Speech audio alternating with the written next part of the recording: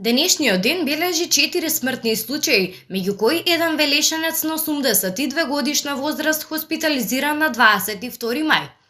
Денеска пресконференција имаше градоначалникот на општина Велес Аце Коцевски, но неговите информации не се поклопуваат со оние што ги изнесе министерот за здравство доктор Венко Филипче на денешната пресконференција.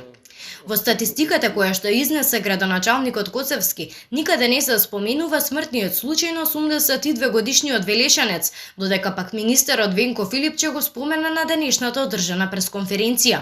Сличен случај представи колешката новинар од телевизијата Алфа. Во денешната статистика на Институтот за јавно здравје се вели дека во Штип има 7 новодијагностицирани, но информациите на нашата колешка од таму велат дека 22 новозаболени има во Штип, меѓу кои полициски службеници вработени во нови конфекти.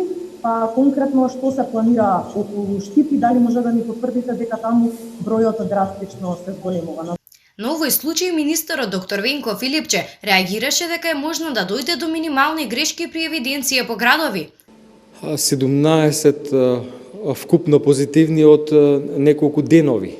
7 се од последниот. Не може да има таква разлика во бројките, може да има еден или двајца од тие кои што не влегле во дневната статистика заради времето во кое што се објавува и 70 на контакти на тие луѓе во Штип и сите поврзани со начинот на транспорт околу конфекциите. Повторно се